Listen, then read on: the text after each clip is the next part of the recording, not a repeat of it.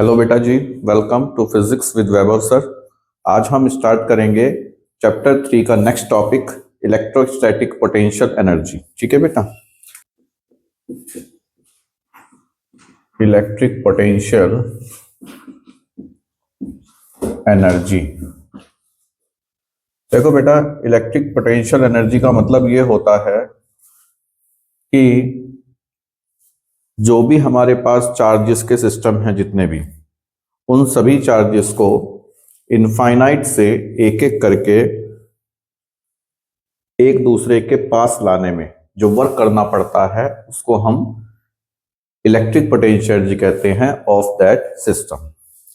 अब सबसे पहले इसमें जो आता है वो है electric potential energy due to a system of 2 point charges. हमारे पास 2 पॉइंट चार्ज का सिस्टम है। सपोज एक चार्ज Q1 और दूसरा चार्ज Q2, दोनों चार्ज के बीच का डिस्टेंस R है। तो इस दो चार्ज के सिस्टम की वजह से पोटेंशियल एनर्जी का जो फॉर्मूला होता है वो होता है U is equal to 1/4 pi epsilon not Q1 Q2 upon R। ठीक है बेटा, ये फॉर्मूला कैसे आया? मान लेते हैं कि जो Q2 चार्ज है वो इनफाइनाइट पर है इनिशियली, तो इनफाइनाइट से Q2 चार्ज को इस पॉइंट तक लाने में, मान लेते हैं ये पॉइंट A है, ये पॉइंट B है, तो B पॉइंट तक लाने में वर्क कितना करना पड़ेगा? तो वर्क इज इक्वल टू होगा, Q2 चार्ज को ला रहे हैं इनटू B पर पोटेंशियल, और B पर पोटेंशियल किसकी वजह से होगा? Q1 की वजह से। तो ये हो जाएगा Q2 into 1/4 pi epsilon not Q1 upon R। तो ये वर्क डन हमारा आ जाता है 1/4 pi epsilon not Q1 Q2 upon R, और यही वर्क डन जो है इलेक्ट्रिक पोटेंशियल एनर्जी होता है of a system of 2 point charge. ठीक है बेटा, इसके बाद इसमें कंडीशन है कुछ। नंबर ए पॉइंट डाल के हम पहली कंडीशन लिख लेते हैं कि अगर हमें इलेक्ट्रिक पोटेंशियल एनर्जी निकालनी है एक सिंगल चार्ज की यूनिफॉर्म या एक्सटर्नल इलेक्ट्रिक फील्ड में, एक्सटर्नल इलेक्ट्रिक फील्ड में potential energy of a single charge in external electric field.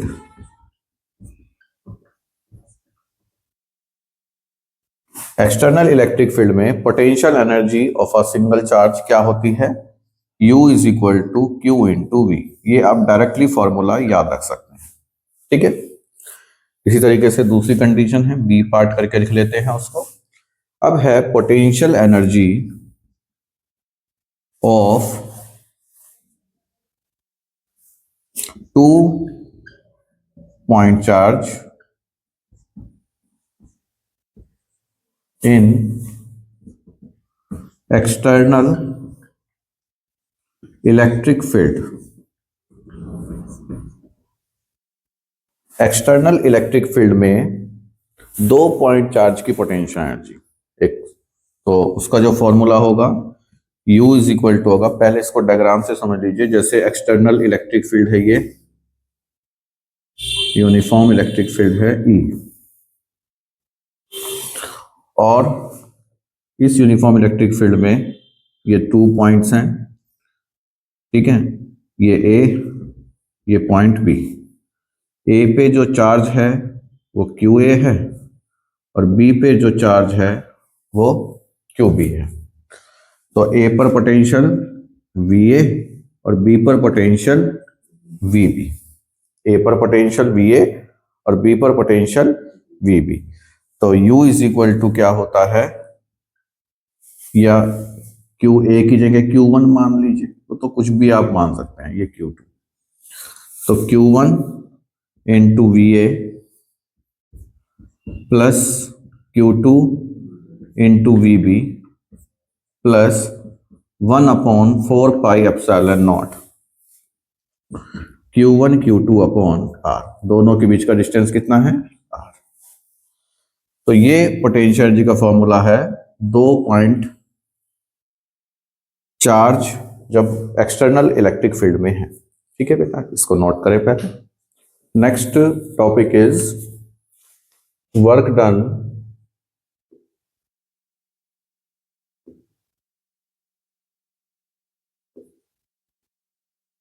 in rotating electric dipole in uniform electric field।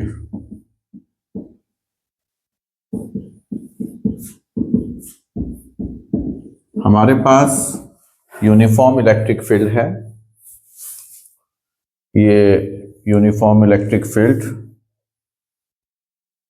इस तरह से बनाते हैं, parallel equidistant lines, these are the uniform electric field lines. और इस uniform electric field line में एक ये ऐसे तिरछा डायपोल रखा हुआ है। ये डायपोल है -Q, ए पर -Q चार्ज है और बी पर +Q चार्ज है। ठीक है बेटा, इस डायपोल की लेंथ कितनी है? 12, या P जो है वो इसका डायपोल मोमेंट है। ठीक है ना, P इसका डायपोल मोमेंट है। तो इस पर इस तरह से फोर्स लगता है QE अलोंग द फील्ड, और इस पर opposite to the field QE, इस तरह से ये फोर्स लगते हैं। तो ये डायपोल को जो है वो टर्न करने की कोशिश करता है। तो क्या लगता है इस पे? टॉर्क। और वो टॉर्क कितना लगता है? Tau is equal to PE sine theta. Equation number 1 ये हम ऑलरेडी पहले चैप्टर में कर चुके हैं। लास्ट डेरिवेशन था फर्स्ट चैप्टर में, ये हमने किया था कि जो जब कोई डायपोल थीटा एंगल पर रखा है तो उस पर टॉर्क लगता है, इलेक्ट्रिक फील्ड में रखा है, तो उस टॉर्क की वैल्यू PE साइन थीटा आती है। P क्या है? Electric dipole moment. E electric field जिसमें रखा है, और थीटा क्या है? ये हॉरिजॉन्टल से कितने एंगल पर रखा हुआ है dipole, that is the theta. तो tau is equal to PE sine theta. अब अगर हम इस डायपोल को थोड़ा सा मूव कराएं, बहुत स्मॉल एंगल डी थीटा, अगर हम इस डायपोल को थोड़ा सा डी थीटा मूव कराएं तो वर्क कितना करना पड़ेगा?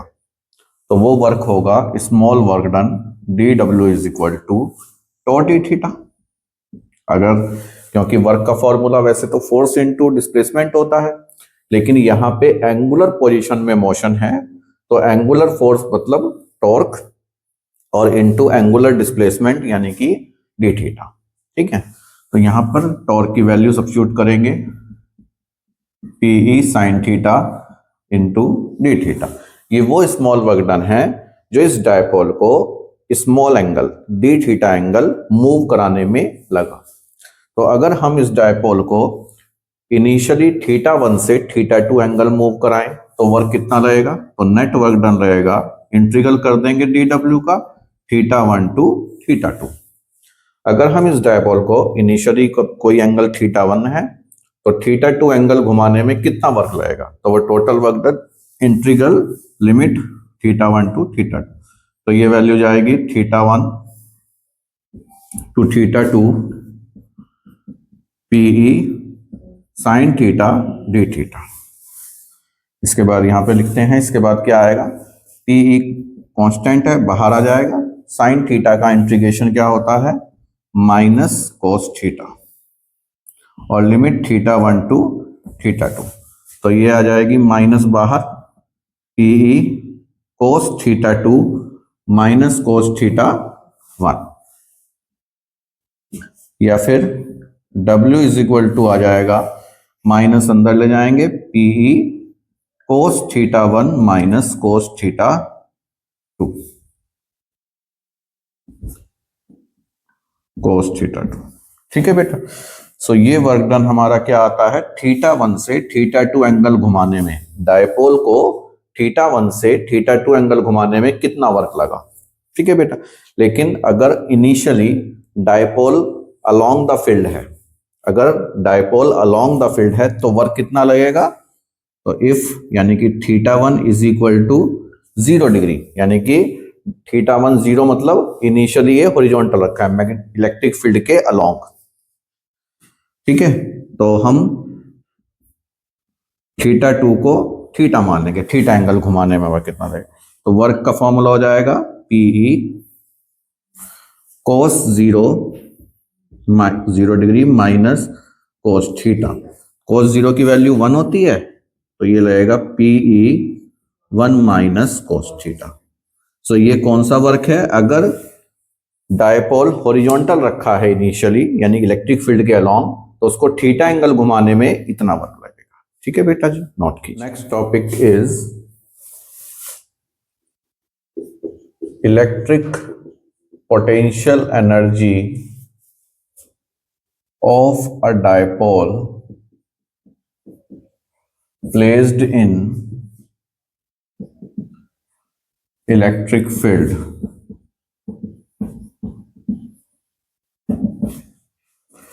नेक्स्ट हेडिंग क्या है, इलेक्ट्रिक पोटेंशियल एनर्जी निकालनी है हमें डायपोल की, जो कि इलेक्ट्रिक फील्ड में रखा है। देखो बेटा जी, इलेक्ट्रिक पोटेंशियल एनर्जी जो होती है वो क्या होती है, इलेक्ट्रिक पोटेंशियल एनर्जी होगी कि डायपोल को इनफाइनाइट से इलेक्ट्रिक फील्ड में लाने में जो वर्क करना पड़ता है उसको हम इलेक्ट्रिक पोटेंशियल एनर्जी कहते हैं।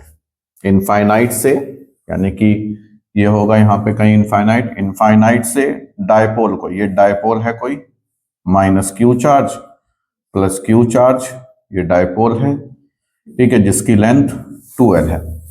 ठीक है, इस डायपोल को इनफाइनाइट से इलेक्ट्रिक फील्ड में, ये इलेक्ट्रिक फील्ड है, इलेक्ट्रिक फील्ड लाइन, इस इलेक्ट्रिक फील्ड में लाने में डायपोल को minus Q plus Q charge यहां पे लाने में जो वर्क करना पड़ेगा उसको हम क्या कहते हैं, इलेक्ट्रिक पोटेंशियल एनर्जी। ठीक है बेटा जी, तो अब वर्क कैसे निकालेंगे इनफाइनाइट से डायपोल को यहां तक लाने में। अब देखिएगा आप कि अगर हम माइनस क्यू चार्ज को इनफाइनाइट से यहां तक लाते हैं बी पॉइंट तक, ये ए पॉइंट है, ये बी पॉइंट है, माइनस क्यू चार्ज को इनफाइनाइट से बी तक लाते हैं वर्क, तो नेगेटिव होगा क्योंकि नेगेटिव चार्ज को ला रहे हैं। जब हम पॉजिटिव क्यू चार्ज को लेके आएंगे इनफाइनाइट से बी पॉइंट तक ही, तो वर्क उतना ही पॉजिटिव होगा। तो सेम वर्क होने की वजह से एक पॉजिटिव एक नेगेटिव, नेट वर्क क्या हो जाएगा, 0। यानी कि डायपोल को इनफाइनाइट से बी पॉइंट तक लाने में कितना वर्क लगेगा, 0। तो एडिशनल वर्क, एडिशनल चार्ज क्या है, माइनस क्यू, यानी कि माइनस क्यू चार्ज को 2L डिस्टेंस ज्यादा चलना पड़ेगा क्योंकि प्लस क्यू चार्ज यहां तक लेके आए, माइनस क्यू यहां तक लेके आए, तो नेटवर्क 0 हो गया। तो माइनस क्यू चार्ज को 2L डिस्टेंस चलने में जो वर्क लगा वो क्या होगा, नेटवर्क डन। तो लिखेंगे नेटवर्क डन, एडिशनल डिस्टेंस लाने में कितना लगेगा, minus charge force on minus Q, force on charge minus Q into distance कितना है additional, into additional distance, additional distance, यही तो वर्क लगेगा। वर्क इज इक्वल टू क्या होता है, फोर्स इंटू डिस्टेंस। यहां तक वर्क तो 0 हो गया, तो माइनस क्यू को यहां तक और ले आओ 2L डिस्टेंस, तो नेट वर्क डन हो जाएगा ना minus Q plus Q charge को लाने में। तो कितना हो जाएगा, फोर्स कितना होगा माइनस क्यू चार्ज पे, minus Q E electric field में, इंटू एडिशनल डिस्टेंस 2L। ठीक है, Q इंटू 2L क्या होता है, P, तो ये हो जाएगा माइनस PE। तो ये वर्क डन आपका आया, कौन सा वर्क डन आपका आया कि हॉरिजॉन्टली इनफाइनाइट से डायपोल को इलेक्ट्रिक फील्ड में लाने में वर्क, और इस वर्क का हम क्या कहेंगे, पोटेंशियल एनर्जी, यानी कि U0। यू नॉट का मतलब कौन सी पोटेंशियल एनर्जी, कि इलेक्ट्रिक फील्ड के अलोंग डायपोल को लाने में जो वर्क करना पड़ा वो एनर्जी, पोटेंशियल एनर्जी क्या होगी, parallel to electric field minus PE. Equation number 1। ठीक है बेटा, यू नॉट क्या है, हाँ, electric potential energy of a dipole placed in electric field. ठीक है, placed in electric field in stable equilibrium, it is also called stable equilibrium, यानी कि ये जो डायपोल है ये स्टेबल इक्विलिब्रियम पे इलेक्ट्रिक फील्ड के अलोंग है, तो स्टेबल इक्विलिब्रियम, तो ये पोटेंशियल। अब अगर डायपोल को थीटा एंगल घुमाना है, स्टेबल इक्विलिब्रियम से थीटा एंगल घुमाना है, तो वर्क कितना लगेगा, work done in rotating dipole, in rotating dipole from equilibrium position to angle theta.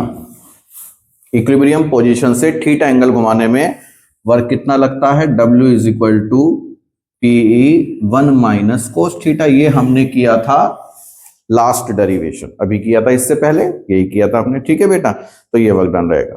तो थीटा एंगल पे अगर डायपोल रखा है इलेक्ट्रिक फील्ड में, तो पोटेंशियल एनर्जी कितनी होगी, U theta is equal to U nought plus W, मतलब हॉरिजॉन्टल रखे हुए की potential energy plus theta angle घुमाने में वर्क डन। तो वो दोनों एडिशनल करके क्या हो जाएगी, कि अगर कोई डायपोल यूनिफॉर्म इलेक्ट्रिक फील्ड में थीटा एंगल पर रखा है, तो उसमें electric potential energy U theta, U nought plus W, so it will be minus PE plus PE 1 minus cos theta. ठीक है बेटा, इसको सॉल्व करेंगे आगे, minus PE plus PE minus PE cos theta, minus P से plus P cancel हो जाएगा, और U theta is equal to क्या आ जाएगा, माइनस पीई कोस थीटा। ये आपकी पोटेंशियल एनर्जी आती है डायपोल की जो इलेक्ट्रिक फील्ड में रखा है थीटा एंगल पर। ठीक है, अगर वेक्टर फॉर्म में लिखना है इसको,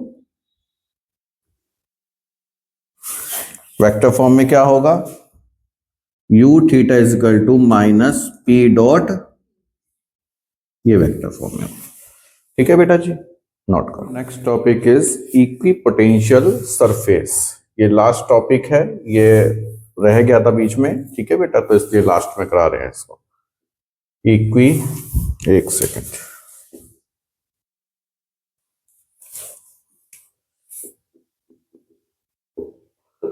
इक्विपोटेंशियल सरफेसेस क्या होती हैं, इक्विपोटेंशियल सरफेसेस, वो सरफेसेस जिन सरफेस पर पोटेंशियल हर जगह सेम हो, उन सरफेस को हम इक्विपोटेंशियल सरफेस कह सकते हैं।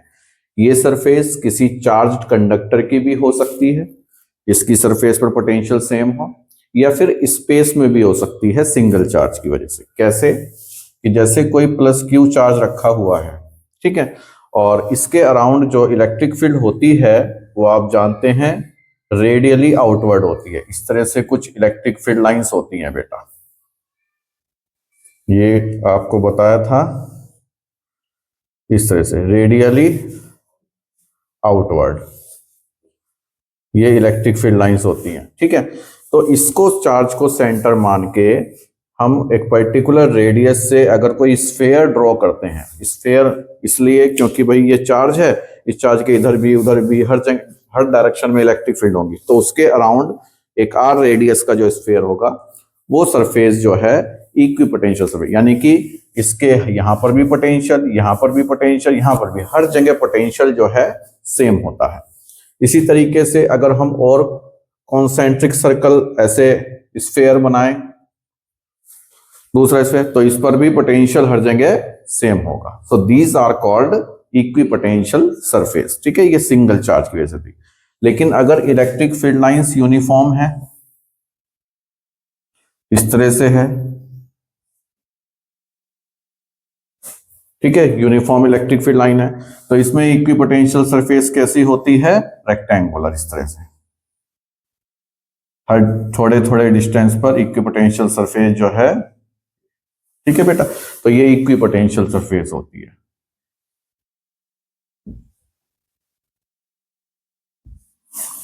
तो ये इलेक्ट्रिक फील्ड लाइन से परपेंडिकुलर इक्विपोटेंशियल सरफेस। तो इलेक्ट्रिक फील्ड लाइन जो होती है वो इक्विपोटेंशियल सरफेस से हमेशा परपेंडिकुलर होती है, यानी कि ये परपेंडिकुलर होती है। जो इक्विपोटेंशियल सरफेस है और इलेक्ट्रिक फील्ड लाइन के बीच का एंगल 90 डिग्री होता है। ठीक है बेटा, एक तो ये ध्यान रखेंगे। और दूसरी बात ये है, इसकी कुछ प्रॉपर्टीज हैं इक्विपोटेंशियल सरफेस की। क्या है कि अगर हमें इक्विपोटेंशियल सरफेस पर किसी चार्ज को, कोई क्यू चार्ज है या क्यू नॉट चार्ज है, कोई भी है, इस चार्ज को इक्विपोटेंशियल सरफेस पर दूसरे पॉइंट तक ले जाना है, तो वर्क कितना होता है? 0। कोई वर्क नहीं लगता। क्यों? क्योंकि यहां पर भी पोटेंशियल वही है, यहां पर भी पोटेंशियल वही है। और W का फॉर्मूला क्या है? जिस चार्ज को हम ले जा रहे हैं, सपोज क्यू नॉट है, क्यू नॉट चार्ज को ले जा रहे हैं, इनटू यहां पर पोटेंशियल VA, यहां और यहां पर पोटेंशियल VB। मान लेते हैं कि A पॉइंट है, ये B पॉइंट है, तो A से B तक ले जाने में अब पोटेंशियल VA पर भी सेम है, उतना ही है जितना B पर है, इस पर भी V है, इस पे भी V है। तो पोटेंशियल जब सेम है, V माइनस V 0, तो वर्क कितना हो जाएगा? 0। तो इसलिए कोई भी वर्क नहीं लगता इक्विपोटेंशियल सरफेस पे एक चार्ज को दूसरी जगह ले जाने में, दूसरे पॉइंट उसी सरफेस पे। ठीक है बेटा, तो ये आप ध्यान रखेंगे। और दूसरी बात, no two equipotential surface intersect each other. ये कभी भी आपस में एक दूसरे को इंटरसेक्ट नहीं करती, जिस तरह से इलेक्ट्रिक फील्ड नहीं करती। ठीक है बेटा, इलेक्ट्रिक फील्ड नहीं। तो ये आप ध्यान रखें। तो ये बेटा, इसी के साथ ये चैप्टर आपका फिनिश होता है। और नेक्स्ट वीडियो में आपको कैपेसिटर्स और डाइलेक्ट्रिक्स पढ़ाएंगे, तो ध्यान से इसको समझें, इसके क्वेश्चंस प्रिपेयर करें। कोई भी प्रॉब्लम हो तो नीचे कमेंट बॉक्स में बताएं, नेक्स्ट वीडियो में आपकी प्रॉब्लम सॉल्व करेंगे। और अगर आपको इस वीडियो से थोड़ी भी हेल्प हुई है तो वीडियो को शेयर कीजिए, लाइक कीजिए और चैनल को सब्सक्राइब कीजिए।